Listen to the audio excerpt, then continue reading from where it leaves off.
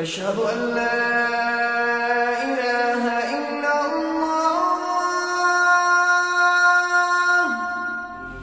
الحمد لله رب العالمين والصلاة والسلام على سيد الأنبياء والمرسلين وعلى آله وصحبه أجمعين أما بعد السلام عليكم ورحمة الله تعالى وبركاته. তো এ পর্যন্ত আমি আপনাদের সাথে আলোচনা করেছি দুজন ব্যক্তি সম্পর্কে যারা রাসূল সাল্লাল্লাহু আলাইহি ওয়াসাল্লামের সাথে আপোষ মীমাংসা করতে এসেছিল। তাদের কেউই মক্কার অধিবাসী ছিল না। তাদের প্রথম জন এসেছিল হুজা গোত্র থেকে, বুদাইল অথবা বাদিল। তারপর দ্বিতীয় ব্যক্তি উরওয়া ছিল তায়েফ শহরের অভিজাত নেতৃবৃন্দের অন্যতম। তার গোত্রের নাম সাকিফ। তো সে আসলো এবং আমরা দেখেছি যে তার আপোষ চেষ্টাও ব্যর্থ হয়েছিল।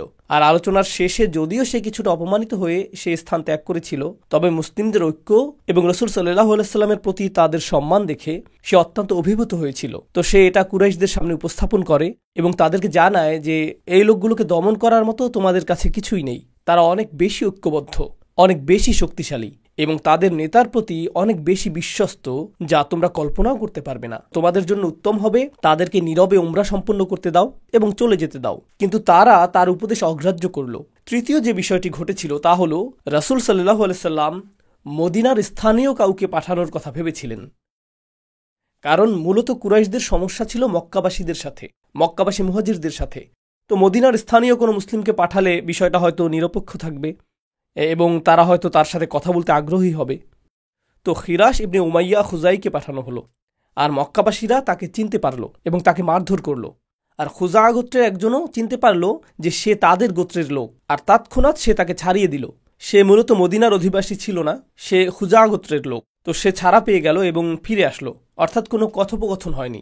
তো ইতিমধ্যে বাইরে থেকে দুটি প্রচেষ্টা হয়েছে এবং মুসলিমদের পক্ষ থেকে একটি প্রচেষ্টা হয়েছে, কিন্তু আলোচনা অগ্রসর হয়নি। তারপর যা ঘটল তা হলো অন্য আরেকটি পক্ষ, একটি পক্ষ ছিল তায়েফ, খুজা ইত্যাদি, অন্য আরেকটি পক্ষ হলো প্রতিবেশী বনু কিনানাহ গোত্র।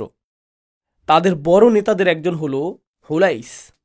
এখানে অনেকগুলো নাম এসে পড়েছে, কিন্তু কিছু কিছু নাম মনে রাখাটা গুরুত্বপূর্ণ, আর এই নামটিও বেশ গুরুত্বপূর্ণ। তার নাম ছিল হুলাইস। আর হুলাইস সম্পর্কে যে বিষয়টা জেনে রাখা জরুরি তা হলো কাবার প্রতি তার সম্মান ছিল অত্যাধিক। সে একজন ধর্মপরায়ণ মানুষ।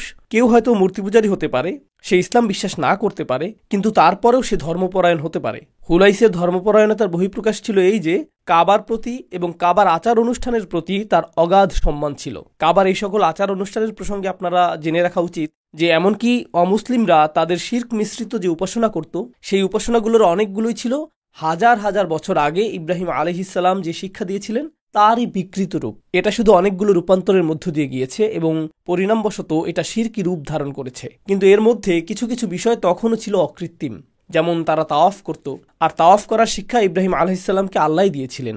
আত-তাইফিনা ওয়াল আকিফিনা ওয়ার রুকআইস সুজুদ। কুরাইশরা তখনও পশু কুরবানি করত, আর আল্লাহ ইব্রাহিম আলাইহিস সালামকে পশু কুরবানির শিক্ষা দিয়েছিলেন। যদিও তারা অনেক শিরকি কাজ করত, কিন্তু আপনি যদি শিরকের আবরণগুলো ছড়িয়ে ফেলতে থাকেন, এর পেছনে তখনও ইব্রাহিম আলাইহিস সালামের ধর্মের কিছু অবশিষ্টাংশ বাকি থেকে গিয়েছিল, আর সেই কাজগুলোর অংশবিশেষ ইসলামেও পালিত হয়। মুসলিমগণ কুরবানির জন্য পশু নিয়ে এসেছিলেন, মুশরিকরাও কুরবানির উদ্দেশ্যে পশু নিয়ে আসত। এই মিলটা কেন? কারণ আমরা ইব্রাহিম আলাইহিস সালামের রেখে যাওয়া আদর্শকে পুনরুদ্ধার করছি, আর মুশরিকদের মাঝে সেই আদর্শের ছিটেফোঁটা কিছু অংশ বর্তমান ছিল যা তারা তখনও পালন করছিল এবং এর সাথে তাদের দূষিত কাজগুলোরও মিশ্রণ ঘটাচ্ছিল। তো কাবার প্রতি হুলাইসের সম্মান ছিল অত্যাধিক। কোরবানির জন্য আনিত পশুর প্রতি তার ভক্তি শ্রদ্ধা ছিল অনেক বেশি। রাসূল সাল্লাল্লাহু আলাইহি ওয়াসাল্লাম দূর থেকে তাকে আসতে দেখলেন, আর তিনি জানতেন যে বনু কিনানার লোকেরা বেশি ধর্মপরায়ণ হয়ে থাকে। فقال رجل من بني كنانة دعوني آتيه. তো বনু কিনানার এক ব্যক্তি অর্থাৎ হুলাইস বলল, আমি তার সাথে কথা বলবো। তো সে কুরাইশদেরকে বলল, তায়েফের প্রতিনিধিতে কাজ হয়নি, অন্য প্রতিনিধিতেও কাজ হয়নি, আমি ধর্মপরায়ণ মানুষ, আমি তাদের সাথে কথা বলবো, দেখি যুক্তিসঙ্গত কোনো সমাধানে পৌঁছতে পারি কিনা। فقالوا ائته. যাও লোকটির সাথে কথা বলো। فلما أشرف على النبي صلى الله عليه وسلم وأصحابه. যখন সে রাসূল সাল্লাল্লাহু আলাইহি ওয়াসাল্লাম এবং সাহাবীদের অভিমুখে আসতে লাগলো, قال رسول الله صلى الله عليه وسلم هذا فلان وهو من قوم يعظمون البدن فابعثوها له فبعثت له.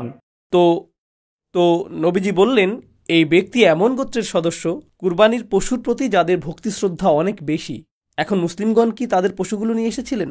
তারা তাদের পশুগুলোকে নিয়ে এসেছিলেন। তো নবীজি বললেন, সে তো আমাদের উদ্দেশ্যেই আসছে, অতএব কুরবানির উদ্দেশ্যে আনি তো আমাদের সকল পশুগুলোকে নিয়ে আসো এবং আমাদের সামনেই রাখো। তো সর্বপ্রথম সে যা দেখবে, মুসলিমদেরকে দেখবে না, সে পশুগুলোকে দেখবে যা আনা হয়েছে কুরবানি করার উদ্দেশ্যে। আর এগুলোর জন্য ইতিমধ্যেই তার মনে ভক্তি শ্রদ্ধা রয়েছে। তো সে ভাবল, ও তারা কি তাহলে পবিত্র হজব্রত পালন করতে এসেছে? এগুলো তো কুরবানির পশু। আর যখন সে কাছে আসতে থাকলো, استقبله الناس يلبون সে লক্ষ্য করলো যে তারা তালবিয়া উচ্চারণ করছে, লাব্বাইক আল্লাহুম্মা লাব্বাইক, লাব্বাইক লা শারীকা লাকা লাব্বাইক। তারা সৃষ্টিকর্তাকে স্মরণ করছিলেন। তো সে ভাবলো, এটা তো কোনো যুদ্ধ না, এই লোকগুলো এখানে এসেছেন আল্লাহর উপাসনা করার জন্য, তারা তাদের পশুগুলোকে এনেছেন কুরবানি করার জন্য, কেন আমি তাদের সাথে আপোষ মীমাংসা করতে এসেছি? ফালাম্মা রাআ যালিকা ক্বালা সুবহানাল্লাহ। তো যখন সে এটা দেখলো, সে বলল সুবহানাল্লাহ। প্রাচীন আরবি ভাষায় সুবহানাল্লাহ বলা হয় যখন আপনি ধর্মবিরোধী কিছু দেখতে পান, যখন আপনি সৃষ্টিকর্তার প্রতি অবমাননাকর কিছু দেখতে পান, তখন আপনি বলেন সুবহানাল্লাহ। তো যখন সে বলল সুবহানাল্লাহ, এর দ্বারা সে বুঝালো যে আল্লাহ রক্ষা করুন। ما ينبغي لهؤلاء أن يصدوا عن البيت. এই লোকগুলোকে কাবা ঘরে যেতে বাধা দেওয়াটা যুক্তিসঙ্গত না, এটা অন্যায়। এই লোকগুলোর এখানে পড়ে থাকার কথা না, তাদের কাবায় প্রবেশের অধিকার রয়েছে। সে কিন্তু আপোষ মীমাংসা করার জন্য এখনও এসে পৌঁছায়নি, কিন্তু এর আগেই সে মুসলিমদের প্রতি সহানুভূতিশীল হয়ে গেল। লোকটি ছিল কিনানা গোত্রের, তার নাম হুলাইস। فلما رجع إلى أصحابه যখন সে কুরাইশদের কাছে ফিরে গেল, قال رأيت البدنة قد قلدت وأشعرت. সে বলল, আমি কুরবানির পশু দেখেছি যেগুলো ইতিমধ্যেই কুরবানির জন্য চিহ্নিত করা হয়েছে। এটা পবিত্র হজ যাত্রা, কিভাবে তোমরা এটাকে বাধাগ্রস্ত করছো? ফালাম্মা আরা আন ইউসাদ্দু আনিল বাইত, আমার দৃষ্টিতে তাদেরকে কাবা ঘরে প্রবেশে বাধা দেওয়া অনুচিত। এটা ধর্মদ্রোহ, এটা ধর্মের প্রতি অবমাননা, এটা ধর্মের প্রতি অপমান, এটা ধর্মের বিরুদ্ধে একটা অপরাধ। যদিও সে মুসলিম না, সে কাবা ঘরের পবিত্রতায় বিশ্বাস করে, সে পশু কুরবানির প্রথাটিকে বিশ্বাস করে। তো এর ভিত্তিতে এমনকি তার নিজ ধর্মের দৃষ্টিকোণ থেকেও এটা ধর্মের বিরুদ্ধে একটা অপরাধ, এটা একটা আধ্যাত্মিক অপরাধ। তো তারা তাকে বলল, ইজলিস ফাইন্নামা আনতাল আরাবী লা ইলমা লাক। তারা বলল, বসে থাকো, তুমি একজন বেদুইন মাত্র, তুমি তো কিছুই জানো না। তারা তাকে মূলত অপমানিত করল। হুলাইস রেগে গেল, সে কুরাইশদের প্রতিবেশী গোত্রের লোক, আর এখন সে রাগান্বিত। غضب عند ذلك والله ما على هذا حالفناكم وما على هذا عاقدناكم. সে বলল, আমি আল্লাহর শপথ করে বলছি, এর জন্য আমরা তোমাদের সাথে এক কাতারে সামিল হইনি। আমরা তোমাদের প্রতি বিশ্বস্ত থাকার, তোমাদের মিত্র হওয়ার শপথ করেছিলাম, কিন্তু এর জন্য না। অর্থাৎ তোমাদের প্রতি বিশ্বস্ত থাকার আমাদের মূল ভিত্তিটি হলো তোমরা কাবার তত্ত্বাবধান করবে, আর তোমরা মানুষকে কাবা ঘরে প্রবেশের অধিকার প্রদান করবে যখন তারা ধর্মীয় প্রয়োজনে এখানে আসবে। তোমরা এই মানুষগুলোকে তাদের ধর্মীয় অধিকার থেকে বঞ্চিত করছো। এটা তোমাদের এবং আমাদের মধ্যকার চুক্তির লঙ্ঘন। মূলত তার নিজের মতো করে সে এটাই বলতে চাইছে, তোমরা এবং বনু কিনানা, যারা কুরাইশদের কাছের প্রতিবেশী গোত্র, আমাদের মধ্যকার মৈত্রী চুক্তিটি ভঙ্গ হয়ে গিয়েছে, তোমাদের সাথে আমরা সম্পর্ক ছিন্ন করছি। তো কুরাইশদের জন্য এটা একটা আঘাতও ছিল। والذي نفس الحليس بيده لتخلن بين محمد وبين ما جاء له. সে বলল, আমি সেই সত্তার শপথ করছি যার হাতে আমার জীবন, তোমরা অবশ্যই মুহাম্মদকে তার মতো ছেড়ে দিবে, তিনি যা করতে এসেছেন তা সম্পন্ন করতে দিবে। أو لأنفرن بالأحابيش نفرة رجل واحد. তা না হলে আমি আশেপাশের সকল প্রতিবেশী গোত্রগুলোকে তোমাদের সাথে সম্পর্ক ছেদে উদ্বুদ্ধ করব। فقالوا له مه. তারা তাকে বলল, চুপ করো। এখন আপনারা চুপ করানোর জন্য নতুন একটা শব্দ শিখে গেলেন, মাহ। ফার্সি ভাষায় Megan ma for biggie, right? যখন কিছু নিতে বলেন আপনি বলেন মাহ। আরবিতে মাহ অর্থ চুপ করো। ফার্সি ভাষায় বলেন এটা নাও, আপনি বলেন মাহ। আর আরবিতে আপনি বলেন চুপ করো। শিশুদের ক্ষেত্রে উভয় অর্থই প্রযোজ্য, তাই না? এটা নাও এবং চুপ করো। তো যাই হোক, তারা বলল, মাহ, كف عنا আমাদের সাথে কথা বলা বন্ধ করো হুলাইস। حتى نأخذ لأنفسنا ما نرضى به. আমাদের যা ভালো মনে হয় আমরা সেটাই করব, আমরা নিজেদের সিদ্ধান্ত নিজেরাই নিব, তুমি কেউ না। তো এখন তারা মূলত বনু কিনানা গোত্রের সাথেও সম্পর্ক ছিন্ন করল। এদিকে রাসূল সাল্লাল্লাহু আলাইহি ওয়াসাল্লাম পরামর্শ দিলেন যে আমরা খুজা গোত্রের যে লোকটিকে প্রথম পাঠিয়েছিলাম তাকে মারধর করা হয়েছিল, তাই আমরা এমন কাউকে পাঠানো উচিত যাকে মারধর করা সহজ না। আমাদের ওমর ইবনুল খাত্তাবকে পাঠানো উচিত। তো রাসূল সাল্লাল্লাহু আলাইহি ওয়াসাল্লাম ওমর ইবনুল খাত্তাবকে মুসলিমদের পক্ষে আপোষ মীমাংসার জন্য পাঠানোর কথা চিন্তা করলেন। তখন ওমর বললেন, মক্কার ভিতরে আমার মজবুত কোনো গোত্রীয় সম্পর্ক নেই, তারা সম্ভবত আমাকে হত্যা করার চেষ্টা করবে। তারা আমাকে হত্যা করার আগে আমি হয়তো তাদের কয়েকজনকে হত্যা করব, কিন্তু এটা আপোষ মীমাংসা হবে না, আমি আগেই বলে রাখছি। এতে তার কোনো সমস্যা ছিল না, কিন্তু তার মতে এতে আপোষ মীমাংসা হবে না। যদি এতে আপনার কোনো সমস্যা না থাকে, আমারও কোনো সমস্যা নেই, আমি যেতে প্রস্তুত। কিন্তু আমার মতে আপনি যদি আপোষ মীমাংসা চান, মনে হয় ওসমানকে পাঠানোই উত্তম হবে। যে কারণে ওসমানকে পাঠানো উত্তম হবে তা হলো, সে আবু সুফিয়ানের আত্মীয়, আর আবু সুফিয়ান হলো এখন মক্কার শাসক এবং প্রধানমন্ত্রী। ওসমান হলো প্রধানমন্ত্রীর ভাতিজা, তো তাদের মাঝে নিকটতর সম্পর্ক রয়েছে, আর সেজন্যই যথেষ্ট সম্ভাবনা রয়েছে যে তারা ওসমানকে আক্রমণ করবে না, কারণ তিনি শাসক পরিবারের অন্তর্ভুক্ত। তাই তার জন্য আপোষ মীমাংসা করা সহজ হবে। ঠিক আছে, বিষয়টি বিবেচনা করে নবীজি ওসমান রাদিয়াল্লাহু তাআলা আনহুকে প্রেরণ করলেন। মক্কায় প্রবেশের পূর্বে একটি দরজা রয়েছে যার নাম বালদাহ। লোকজন ওসমানকে এই দরজার কাছে থামিয়ে দিল। তখন আব্বান ইবনে সাদ ইবনুল আস নামক তার এক আত্মীয়র সাথে তার সাক্ষাৎ হলো। সে তার দূর সম্পর্কে চাচাতো ভাই। সে বলল, না না না, সে আমার চাচাতো ভাই, তাকে প্রবেশ করতে দাও। তো গোত্রীয় এই সম্পর্কের মাধ্যমে ওসমান রাদিয়াল্লাহু তাআলা আনহু ভিতরে প্রবেশ করলেন। যখন তিনি ভিতরে প্রবেশ করলেন, তিনি কুরাইশ নেতাদের সাথে একে একে সাক্ষাৎ করলেন। রাসূল সাল্লাল্লাহু আলাইহি সাল্লাম এই নির্দেশও দিয়েছিলেন তিনি যাতে মুসলিম বন্দীদের সাথেও সাক্ষাৎ করেন। মক্কায় কিছু মুসলিমকে বন্দী রাখা হয়েছিল, তো তিনি তাকে তাদের সাথে সাক্ষাৎ করতেও বলেছিলেন। তাই তিনি এমন কিছু মানুষের সাথে সাক্ষাৎ করলেন যাদেরকে মূলত জিম্মি হিসেবে মক্কায় ধরে রাখা হয়েছিল। তিনি মক্কার নেতাদের সাথে একে একে সাক্ষাৎ করলেন। সর্বশেষ তিনি প্রধানমন্ত্রী আবু সুফিয়ানের সাথেও সাক্ষাৎ করলেন, যিনি ছিলেন তার আত্মীয়।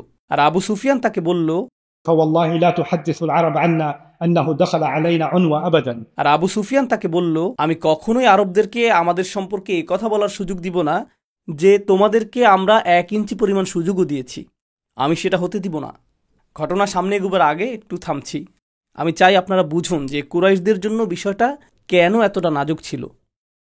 তারা মুসলিমদের সাথে আগেও যুদ্ধ করেছে, 3টি যুদ্ধ ইতিমধ্যেই ঘটে গেছে, ছোট আকারে আরও অনেকগুলো যুদ্ধ সংঘটিত হয়েছে, কিন্তু এই প্রথমবারের মতো আপোষ মীমাংসার অবস্থা তৈরি হয়েছে। আর যখন আপনি আপোষ মীমাংসা করেন, আপনি কিছু প্রদান করেন এবং কিছু গ্রহণ করেন। ইদানিং একটি কথা হয়তো আপনারা শুনে থাকবেন যে আমরা সন্ত্রাসীদের সাথে আপোষ করি না। আপনি যদি তাদের সাথে আপোষ করেন, এর দ্বারা আপনি তাদেরকে বৈধ পক্ষ হিসেবে বিবেচনা করছেন। তো তোমরা তাদেরকে সবসময় সন্ত্রাসী আখ্যায়িত করে এসেছ, আর এখন তোমরা তাদের সাথে আপোষ মীমাংসা করছো এবং তাদেরকে 1 ইঞ্চি হলেও প্রদান করছো। এর অর্থ তোমরা তাদেরকে বৈধতা প্রদান করছো। তারা এখন এতটাই শক্তিশালী যে যারা তোমাদের দৃষ্টিতে অপরাধী ছিল, তারাই এখন তোমাদের বিবেচনায় বৈধ সরকারে পরিণত হয়ে গেল। তোমাদেরকে তাদের বৈধতার স্বীকৃতি প্রদান করতে হবে তাদের সাথে আপোষ মীমাংসা করার মাধ্যমে। আর সেটা হবে কুরাইশদের জন্য বড় ধরনের ক্ষতি এবং বড় ধরনের পরাজয় বৃহত্তর জনগোষ্ঠীর দৃষ্টিকোণ থেকে। প্রসঙ্গক্রমে তারা ইতিমধ্যেই প্রতিবেশী শহর তায়েফকে বলে দিয়েছে যে আমরা আপোষ মীমাংসায় যাব না, এ কথা ভুলে যাও। তারা ইতিমধ্যে বনু কিনানাকে বলে দিয়েছে আমরা আপোষ মীমাংসা করব না। তারা ইতিমধ্যে খুজা গোত্রকে বলে দিয়েছে আমরা আপোষ মীমাংসা করব না, এখান থেকে চলে যাও, এখান থেকে চলে যাও, এখান থেকে চলে যাও। আর এখন আকস্মিকভাবে তাদেরকে আপোষ মীমাংসা করতে হবে। তাই আবু সুফিয়ান বলল, এটা আমাদের জন্য আসলেই অবমাননাকর। এতে আমাদের দুর্বলতা প্রকাশ পাবে। আমাদের দেখে মনে হবে যে আমরা নিজেদের কথায় অটল থাকতে পারছি না এবং আমাদের প্রেস বিজ্ঞপ্তি আমাদের বাস্তব কর্মপন্থা থেকে ভিন্ন। তো অসঙ্গতি প্রকাশ হয়ে যাবে এবং আমাদেরকে পৃথিবীর মানুষ নির্বোধ বলবে। بينما نحن قافلون من الحديبية نادى منادى النبي أيها الناس البيعة والبيعة। এই হাদিসটির বিষয়ে আপনাদেরকে বলেছি। তখন উসমান রাদিয়াল্লাহু তাআলা আনহু মক্কাতে ছিলেন। তখন তারা বলল, আপনি কি তাওয়াফ করতে চান? তিনি বললেন, কেন আমি তাওয়াফ করব? আমি রাসূল সাল্লাল্লাহু আলাইহি সাল্লামকে ছাড়া তাওয়াফ করব না। আমি এজন্য এখানে আসিনি। আমি এসেছি তোমাদের সাথে আপোষ মীমাংসা করার জন্য, যাতে রাসূল সাল্লাল্লাহু আলাইহি সাল্লাম আসতে পারেন এবং আমার সকল সঙ্গীরাও আসতে পারে। এই কথার কারণে তারা উসমানকে রেখে দিতে চাইল। তো এখন বেশ দীর্ঘ সময় পেরিয়ে গেল। এই ব্যাপারে বিভিন্ন ধরনের বর্ণনা রয়েছে। এটা কি কয়েক ঘন্টা নাকি কয়েক দিন আমরা জানি না, কিন্তু উসমান রাদিয়াল্লাহু তাআলা আনহুকে সেখানে রেখে দেয়া হলো। কোনো খবরও পাওয়া যাচ্ছিল না। এখন অন্য পাশে যা ঘটল, ওসমান সম্পর্কে আমরা কিছুই জানি না। মুসলিমরা হুদাইবিয়াতে তাঁবু স্থাপন করে আছেন, কোনো দ্বন্দ্ব সংঘাত নেই। ওসমান সম্পর্কে আমরা কিছুই জানি না। যেভাবে এটা ঘটেছে, আমি তার কাল্পনিক একটা দৃশ্যপট আপনাদের সামনে বর্ণনা করছি। ধরুন কয়েকজন সাহাবী একসাথে বসে আছেন আর বলছেন, অনেক সময় পার হয়ে গেল, তো ওসমান তো আসলো না। হ্যাঁ, আশা করছি তাকে তো হত্যা করা হয়নি। কেউ একজন শুধু বলল, আশা করছি তাকে হত্যা করা হয়নি। 5 ফুট দূরে থেকে আপনি গোটা কথোপকথনটি শুনেননি। আপনি শুধু শুনেছেন হত্যা এবং ওসমান। আপনি বললেন, মনে হয় আমি শুনলাম ওসমানকে হত্যা করা হয়েছে। ওসমান কি আসলেই হত্যার শিকার হয়েছেন? আমি জানি না, যাচাই করে দেখতে হবে। তো আপনি অন্য কারো কাছে গেলেন, ভাই ওসমানকে হত্যা করা হয়েছে কিনা এ ব্যাপারে আপনি কিছু শুনেছেন? না, আমি তো শুনিনি। অন্যদের জিজ্ঞেস করে দেখি। আর যথেষ্ট সংখ্যক বার যখন এ কথা জিজ্ঞেস করা হলো, প্রচুর সংখ্যক মানুষ বলছে যে উসমানকে হত্যা করা হয়েছে। ও, সকলেই জানে যে উসমানকে হত্যা করা হয়েছে, উসমানকে হত্যা করা হয়েছে। তো একটি জনসমাবেশে যা ঘটে থাকে, আপনি কোনো কিছু আংশিক শুনেন, এটা ছড়িয়ে পড়ে আর ছড়িয়ে পড়ে, অবশেষে এটা অন্য কিছুতে পরিণত হয়। এখানে উপস্থিত অল্পবয়স্ক ছেলেরা সম্ভবত টেলিফোন গেমটির সাথে পরিচিত। বাইয়েনা ক্যাম্পাসে একবার টেলিফোন গেমটি খেলেছিলাম। সেখানে কয়েকজন শিশু ছিল, 6-7 বছরের বাচ্চা। টেলিফোন গেম হলো একজনের কানে কানে বলা, সে আরেকজনের কানে কানে বলে, সে আরেকজনের কানে কানে বলে। এরপর আপনি সর্বশেষ শিশুটিকে জিজ্ঞেস করেন সে কি শুনেছে। তো আমি প্রথম শিশুটিকে কানে কানে বললাম, বব জোকে মেরেছে। এটাই আমি তাকে বলেছি। 80টি শিশু একে অপরকে কানে কানে বলল। যখন এটা 80তম শিশুটির কাছে পৌঁছলো, আমি জিজ্ঞেস করলাম, তুমি কি শুনেছ? সে বলল, সাল্লাল্লাহু আলাইহি ওয়াসাল্লাম।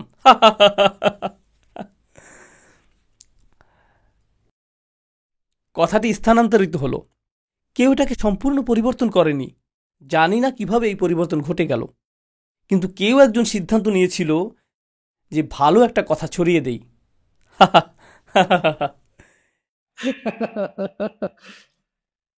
এখন রাসূল সাল্লাল্লাহু আলাইহি ওয়াসাল্লাম চিন্তিত হয়ে পড়লেন।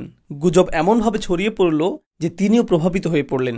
আর ইমানদারগণকে পরীক্ষা করার জন্য আল্লাহ জিবরিল আলাইহিস সালামকে প্রেরণ করলেন। ইমানদারদেরকে ডাকুন এবং তাদেরকে আপনার কাছে একটি অঙ্গীকার করতে বলুন। তো তিনি ডাকলেন। রাসূল সাল্লাল্লাহু আলাইহি ওয়াসাল্লাম একজন সাহাবীকে বললেন সকল মুসলিমদেরকে একসাথে ডাকার জন্য।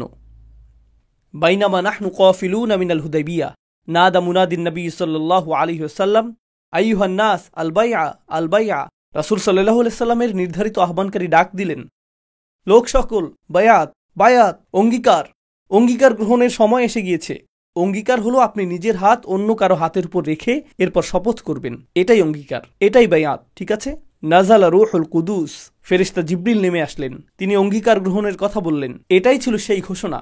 মুসলিমগণ জড়ো হতে লাগলো। So فسرنا إلى رسول الله صلى الله عليه وسلم وهو تحت شجرة ثمرة فبايعناه. আমরা রাসূল সাল্লাল্লাহু আলাইহি ওয়াসাল্লামের কাছে আসলাম আর তিনি একটি গাছের নিচে ছিলেন। তখন আমরা সেখানে একটি অঙ্গীকার গ্রহণ করলাম। অঙ্গীকারটি হলো মূলত ওসমানের জন্য প্রতিশোধ গ্রহণ করা।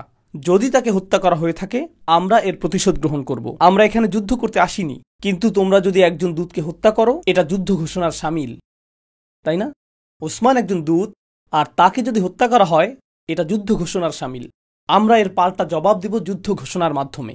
প্রসঙ্গক্রমে আপনি যদি মক্কাবাসীদের সাথে তাদের নিজ এলাকায় গিয়ে যুদ্ধ করেন, খুব সম্ভবত আপনারা সকলেই হত্যার শিকার হবেন। এ কারণেই কিছু সাহাবী বলেছেন যে এই বায়াত, এই অঙ্গীকারটি ছিল মৃত্যুর উপর অঙ্গীকার। অন্যরা বলছেন না, এটি ছিল ন্যায় বিচার পাওয়ার অঙ্গীকার। কিন্তু উভয় মতই একই অর্থ প্রদান করে। তো অনুমান করুন তো এই অঙ্গীকারটি কোন সূরাতে উল্লেখ থাকবে? এই সব কিছু সূরা ফাতহে লিপিবদ্ধ করা হয়েছে। এই মুহূর্তে আমরা সিরাহ এবং হাদিসের উৎসগুলোর প্রতি মনোযোগ দিচ্ছি। এটা শেষ হলে আশা করছি আগামীকালে ইনশাআল্লাহ আমরা আলোচনা করব কোরআন কিভাবে এই সম্পূর্ণ ঘটনাটিকে ব্যাখ্যা করেছে। কারণ একজন সাহাবী অথবা ইতিহাসবিদের কোনো কিছু উল্লেখ করা আর আল্লাহর কোনো কিছু উল্লেখ করার মধ্যে পার্থক্য রয়েছে। এই উৎসগুলো সম্পূর্ণ ভিন্ন, তাই না? কোরআন থেকে আমরা পাবো ঐশী দৃষ্টিভঙ্গি, তাই সেটি আমরা পৃথকভাবে আলোচনা করব ইনশাআল্লাহ। ঠিক আছে? তো রাসূল সাল্লাল্লাহু আলাইহি ওয়াসাল্লাম এই অঙ্গীকারটি গ্রহণ করলেন। এখন তারা যুদ্ধ করতে প্রস্তুত, কারণ রাসূল সাল্লাল্লাহু আলাইহি ওয়াসাল্লামকে হত্যা করার এবং মুসলিমদের ছত্রভঙ্গ করার একটা প্রচেষ্টা ইতিমধ্যেই হয়েছে। মনে আছে সেই 80 জনের কথা?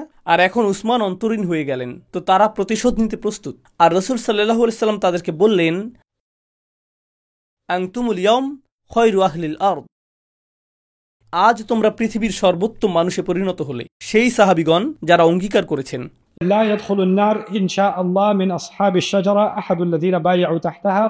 তিনি বললেন, যারা এই গাছের নিচে অঙ্গীকার গ্রহণ করেছে, আল্লাহর ইচ্ছায় তাদের একজনও জাহান্নামে প্রবেশ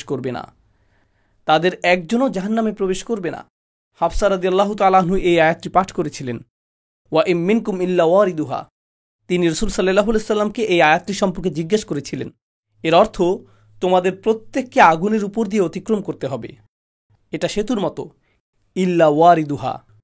وننجي الذين اتقوا ونذر الظالمين فيها جثيا. আর রাসূল সাল্লাল্লাহু আলাইহি ওয়াসাল্লাম এই আয়াতটি পাঠ করলেন, অর্থাৎ আমরা তাদেরকে রক্ষা করব যাদের মাঝে তাকওয়া রয়েছে এবং অন্যায়কারীদেরকে জাহান্নামে রেখে দিব। ঠিক আছে? প্রসঙ্গক্রমে হুদাইবিয়ার সেই গাছটি কোথায় ছিল? এটা আল্লাহর মহান বিজ্ঞতার নিদর্শনগুলোর একটি, যে তারা যখন ফিরে এসেছিলেন 1400 মানুষ গাছটির অবস্থান স্মরণ রাখতে পারেননি। ব্যাপারটা বিস্ময়কর। এক ব্যক্তি বলেছিলেন, আমার ঠিক মনে আছে এর অবস্থানটি কোথায়, কিন্তু আমি বলতে পারছি না, কারণ আমি অন্ধ হয়ে গিয়েছি। এটা ছিল আল্লাহর একটি বিজ্ঞতা। কারণ পাকিস্তানিরা যদি এখন সেখানে যেত, আমি জানি না কাবাকে ঘিরে বেশি ভিড় থাকতো নাকি গাছটিকে ঘিরে বেশি ভিড় থাকতো। বুঝতে পারছেন? তো এটা আল্লাহর বিজ্ঞতার একটা নিদর্শন যে গাছটির চিহ্ন মুছে গেছে, কারণ না হলে সেটা ভিন্ন কিছুতে পরিণত হতো। মানুষের ডালপালা ঘরে নিয়ে রাখত, মানুষের পাতা সংগ্রহ করত, তারা মাটি খুঁড়ে এর শিকড় বের করার চেষ্টা করত, তারা সেই মাটিও সংগ্রহ করত। সব ধরনের ব্যাপার ঘটে যেত সেই গাছটির কারণে। এটা আসলে সেই উপায়গুলোর একটি যার মাধ্যমে আল্লাহ আমাদের ধর্মকে সুরক্ষিত রেখেছেন শিরকের মধ্যে পতিত হওয়া থেকে। কারণ প্রজন্মান্তরে তাওহীদ শিরকের মধ্যে পতিত হয়। সেটাই ঘটেছিল নূহ আলাইহিস সালামের সাথে। অল্প পরিসরে হলেও মুসলিমদের সাথে এখনও এমনটা ঘটে যাচ্ছে। মুসলিমরা কাবা ঘরে যায় আর নিরাপত্তা কর্মীগণ প্রত্যেক ব্যক্তিকে এবং তাদের ব্যাগগুলো চেক করে থাকে, তাই না? কিন্তু কখনো কখনো মানুষ তাদের সাথে থাকা কাঁচিগুলো লুকাতে সক্ষম হয়, আর তারা কাবার গিলাফের ছোট একটা অংশ কেটে নিয়ে আসে আর তাদের ঘরে রেখে দেয়, আর এরপর তারা নামাজ পড়ে। অদ্ভুত কাজকর্ম। এটাও শিরক। আমরা তো কাবার উপাসনা করতে যাই না। কাবা ঘরটি শুধু একটি পাথর, আর মানুষ মাকামে ইব্রাহিমকে আলিঙ্গন করে। মানুষ এটাকে আলিঙ্গন করে। এজন্য এটাকে খাঁজকাটা করে বানানো হয়েছে। কারণ প্রচুর পরিমাণে আলিঙ্গন ঘটে থাকে। এটা মূর্তি পূজারী ধর্মগুলোর বৈশিষ্ট্য। আপনি যদি মূর্তি পূজারী ধর্মগুলো লক্ষ্য করেন, তারা এই কাজই করে থাকে, তাই না? আর শয়তান এই রীতিগুলো ইসলামের মাঝে পুনরায় চালু করতে চায়, তবে আল্লাহ আমাদের ধর্মে এটা হতে দেননি। কিন্তু কিছু লোক এগুলো চালু করতে অত্যন্ত বদ্ধপরিকর। তারা কোনো না কোনোভাবে এগুলো নিয়ে আসার চেষ্টা করে। প্রকৃতপক্ষে দক্ষিণ এশিয়ায় বর্তমানে এমন স্থানও রয়েছে যেখানে শুধু ইসলাম নামে মাত্র রয়েছে, কিন্তু রীতিনীতি সবই হিন্দু। ইসলাম নামে মাত্র আছে, কিন্তু এক কথা এটাকে বলা যায় অন্তঃসার শূন্য, তাই না? এটা সম্পূর্ণ শিরক। এর মধ্যে তাওহীদের নিকটবর্তীও কিছু নেই। তারা আল্লাহ ছাড়া অন্য সত্তাকে সিজদা করে, আল্লাহ ছাড়া অন্য সত্তার উদ্দেশ্য করে দোয়া করে। তারা একাধিক সত্তার দ্বারস্থ হয় সুরক্ষা পাওয়ার জন্য এবং সাহায্য পাওয়ার জন্য। হাউলাই শুফাআউনা ইনদাল্লাহ। মুশরিকদের সকল কাজ যা আল্লাহ উল্লেখ করেছেন তাদের মাঝেও আপনি সেগুলো পাবেন। তারা নিজেদেরকে মুসলিম বলে দাবি করে। আপনারা নিজেদেরকে যা খুশি দাবি করতে পারেন, কিন্তু আবর্জনা তো আবর্জনাই। আপনি এতে সুগন্ধি ছড়িয়ে দিতে পারেন, তবুও এটা আবর্জনা। তো এটা থেকে আল্লাহ আমাদের ধর্মকে সুরক্ষিত রেখেছেন, আর আমরাও নিজেদেরকে এটা থেকে সুরক্ষিত রাখতে হবে, এই জাতীয় ক্ষুদ্রাতি ক্ষুদ্র বিষয় থেকেও। দুর্ভাগ্যবশত যখন প্রকৃত ধর্ম বিদায় নেয়, তখন সেখানে মানব সৃষ্ট ধর্মীয় রীতিনীতি স্থান করে নেয়। এমনটাই ঘটে থাকে। আপনার মাঝে অকৃত্রিম বিশ্বাস থাকতে হবে। বিশ্বাস থাকে হৃদয়ে, তাই না? সাহাবীদের হৃদয়ে কোরআন ছিল, আর তাদের বেশিরভাগই জানতেন না কিভাবে পড়তে হয় এবং লিখতে হয়। আর যারা পড়তে এবং লিখতে জানতেন, তারা কখনো কখনো কোরআনের আয়াত পশুর হাড়ের উপর লিখে রাখতেন, পাথরের উপর লিখে রাখতেন। আপনি যদি সেখানে থাকতেন, আস্তাগফিরুল্লাহ, এটা কি ধরনের কাজ? আপনি হয়তো কোরআনকে উপরে তুলে রাখতেন এবং এটাকে কাচের বক্সে সংরক্ষিত করে রাখতেন। আমরা ইসলামকে এই ধরনের হাস্যকর বিষয়ে পরিণত করেছি, আর পরিণামবশত কোরআন এখন আর হৃদয়ে নেই। কিন্তু কমপক্ষে এটা তো গাড়ির সামনের আয়নাটিতে আছে। সামনের আয়নাটিতে আয়াতুল কুরসি রয়েছে। কোরআনের অতি ক্ষুদ্র কপি পাওয়া যায়। আপনি কি এরকম কপি দেখেছেন? এরকম কোরআন পড়তে আপনার ইলেকট্রনিক মাইক্রোস্কোপের প্রয়োজন হবে, আর আপনি সেটা গাড়ির মধ্যে রেখে দেন, কারণ সেটা যদি না রাখেন তাহলে হয়তো দুর্ঘটনা ঘটে যেতে পারে। অথবা আপনার সুরক্ষার জন্য গাড়িতে এয়ারব্যাগ সিস্টেম নেই, সেজন্য আপনি আয়াতুল কুরসি লেখা স্টিকার লাগিয়ে রাখেন। এটা কি ধরনের ধর্ম জানেন? এটা কি? এটা ঠিক খ্রিস্টানদের মতো, যারা গাড়ির পেছনে একটি তাজ রেখে দেয় অথবা ক্রুশ ঝুলিয়ে রাখে। আপনারা এগুলো দেখেছেন? এই ধরনের অজ্ঞতাকে ধ্বংস করার জন্যই ইসলাম এসেছে। কিন্তু জানেন আমরা কি করছি?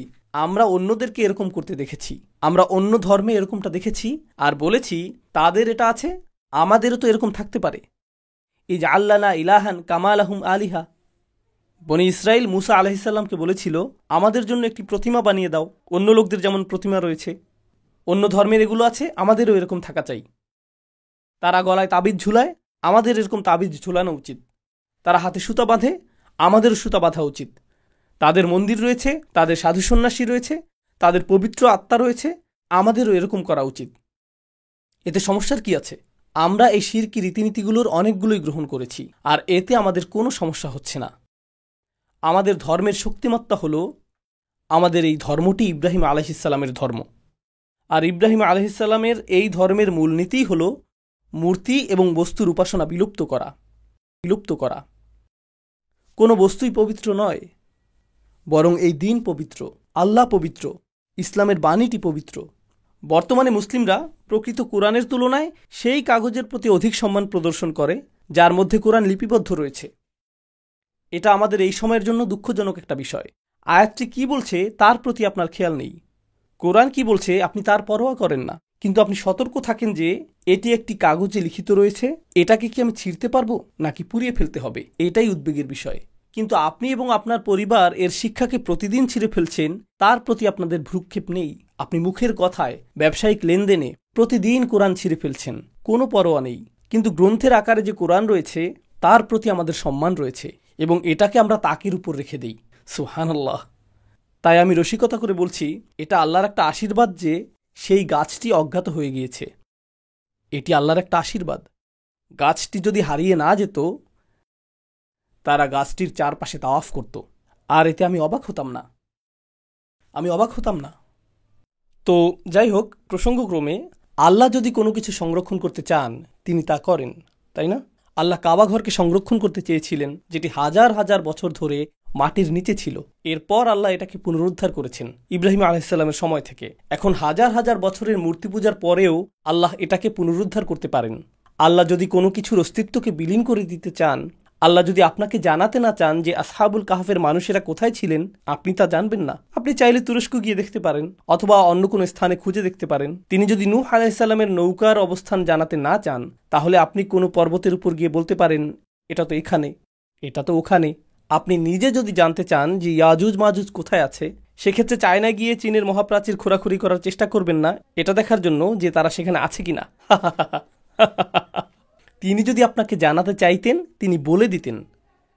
মানুষ জুলকারনাইনের প্রাচীরটি খোঁজার জন্য প্রত্নতাত্ত্বিক গবেষণা করতে চাইছে। থামুন, নিজেকে সংযত করুন। জানেন আমাদের ধর্মে কি ঘটে? প্রথমত আমরা শিরকের দিকে চলে যাই, দ্বিতীয়ত আমরা এমন বিষয় নিয়ে আচ্ছন্ন হয়ে যাই যা আল্লাহ এই উদ্দেশ্যে উল্লেখ করেননি। আমি অতি সাধারণ একটা উদাহরণ দিচ্ছি, কিন্তু এটা চিন্তা করার মতো বিষয়। একজন শিক্ষক আপনাকে পাঠদান করছেন, ধরুন একটা ব্যবসা সম্পর্কিত ক্লাস, আর ব্যবসায় তার বহু বছরের অভিজ্ঞতা রয়েছে, কিন্তু অবসর গ্রহণের পর তিনি শিক্ষকতা করার সিদ্ধান্ত নিলেন। তো তিনি শিক্ষকতা শুরু করলেন। ব্যবসায় খুবই সফল হবার পর তিনি ব্যবসা বিষয়ে পাঠদান করছেন, কিভাবে একটা ব্যবসা পরিচালনা করতে হয়, কোথায় আপনি একটা দোকান শুরু করবেন, কিভাবে আপনি অবস্থান নির্ধারণ করবেন, কিভাবে আপনি সিদ্ধান্ত নেবেন যে দোকান ভাড়াটি যুক্তিসঙ্গত কিনা, আপনার বিপণন কৌশল কি হবে। তিনি এই সব বিষয় বর্ণনা করছেন। তখন একজন হাত তুলল আর প্রশ্ন করল, সেই দোকানে কোন কোন রঙের মোজা বিক্রি করা যেতে পারে?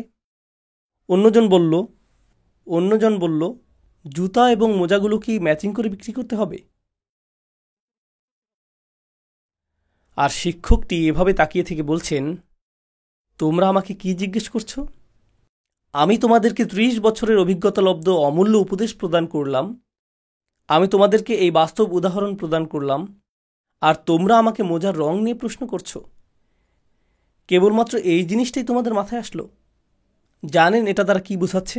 এই ছাত্রটি যে এখানে বসে আছে, তার বাবা মা তাকে স্কুলে পাঠিয়ে প্রচুর অর্থের অপচয় করছে। এর অর্থ এটাই, কারণ সে মূলত নির্বোধ না, কিন্তু তার মন ভুল গতিপথে চলছে। শিক্ষা গ্রহণের পূর্বে তার মানসিক পুনর্বিন্যাস প্রয়োজন। কোরআন এই মানসিক পুনর্বিন্যাসের কাজটাই করে। কোরআন আমাদেরকে বলে যে তরুণ কিছু মানুষ গুহায় ছিল। আল্লাহ কি তাদের সংখ্যা উল্লেখ করেছেন? না, তিনি বলেছেন কিছু মানুষ বলে এই কথা, কিছু মানুষ বলে ওই কথা। আমিও তা বলতে চাই। তাদের একটি কুকুর ছিল। এটা কি চুয়াওয়া জাতের কুকুর? তাহলে তো এটা খুবই ছোট। এটা কি ধরনের কুকুর? এর গায়ে কি কোনো দাগ ছিল? আর আমাদের ইতিহাসেও এমন মানুষ ছিলেন যারা এই ধরনের প্রশ্ন নিয়ে আচ্ছন্ন ছিলেন। কিছু মানুষ ইউসুফ আলাইহিসসালামের ঘটনাটি পড়ে আর বলে, অবশেষে জুলাইখার ভাগ্যে কি ঘটেছিল? আল্লাহ যদি চাইতেন তিনি আপনাকে বলতেন। আপনি গোটা সূরাটি মিস করলেন, আর এখন আপনার সকল মনোযোগ জুলাইখার প্রতি। এটা কেমন নির্বুদ্ধিতা! জানেন আমরা কি করি? আমরা কোরআন পাঠ করি এবং সেখানে এমন সব বিষয়ের প্রতি আমরা মনোযোগ দেই যা কোরআন না, আর আমরা এটাকে বলি তাফসির, মন গড়া তাফসির। আমরা কোরআন অধ্যয়ন করি, এটা কোরআন না, এটা আল্লাহর কিতাবের প্রতি উপহাস। আপনাদের সামনে হজ সম্পর্কিত এই শিক্ষাগুলো আলোচনা করার কারণ হলো এই কাবা ঘরটি তাৎপর্যপূর্ণ। আমি খুব বেশি ওমরায় যেতে চাই না। এর পেছনে অনেকগুলো কারণ রয়েছে। আমি হজ করেছি একবার, সম্ভবত আর হজ করা হবে না। এর পেছনে আমার নিজস্ব কারণ রয়েছে। কিন্তু যখন আমি ওমরা করতে যাই, খুব খারাপ লাগে, খুব খারাপ লাগে। আমি দেখতে পাই যে মানুষ তাওয়াফ করছে আর সেলফি নিচ্ছে। আপনি সেখানে রয়েছেন আর তখনও আপনি নিজ সত্তার উপাসনা করছেন। এভাবেই আমি এটাকে ব্যাখ্যা করি। আমি জানি কিছু মানুষ মর্মাহত হবেন, এতে কিছু আসে যায় না, আমি পরোয়া করি না। আপনি আল্লাহর ঘরে রয়েছেন, যেখানে আপনার বাইরের পৃথিবীর কথা ভুলে যাওয়ার কথা। আপনি পৃথিবীর বিষয়ে আগ্রহী থাকবেন। এটা যদি আল্লাহ চাইতেন, তাহলে তিনি তার ঘরটিকে হাওয়াই দ্বীপপুঞ্জে রাখতেন। তিনি সেটাকে ক্যালিফোর্নিয়াতে রাখতেন, যেখানকার আবহাওয়া মনোরম। তিনি এটাকে প্রমোদ বিনোদনপূর্ণ কোনো দ্বীপে রাখতেন, কিন্তু তিনি এটাকে মরুভূমির মাঝে রেখেছেন। কোনো গাছও সেখানে জন্মায় না ভাই, তীব্র দাবদাহ। তিনি আপনাকে কি বলতে চাচ্ছেন? পৃথিবী ভুলে যাও এবং এখানে আসো। পর্যটক হিসেবে এখানে এসো না, আত্মার তৃপ্তির জন্য এখানে এসো না, তোমার রবের জন্য এখানে আসো। লাব্বাইক আল্লাহুম্মা লাব্বাইক। আমি আপনার ডাকে সাড়া দিয়ে এসেছি। আপনি এমন পোশাক পরবেন যে পোশাকে কবরে যাবেন। আমরা যখন কাবার চত্বরে এবং আরাফার ময়দানে আল্লাহর সামনে দাঁড়াই, আপনারা জানেন এর অর্থ কী, তাই না? এটা বাৎসরিক একটা সম্মেলন, যা হলো বিচার দিবসের একটা মহড়া। কারণ আমরা বিচার দিবসে আল্লাহর সামনে দাঁড়াবো। আপনি সেখানে যাচ্ছেন আর আপনি এরকম, আমি এখন কাবার সামনে রয়েছি, চেক দিস আউট গাইস, আমার জন্য সবাই দোয়া করবেন।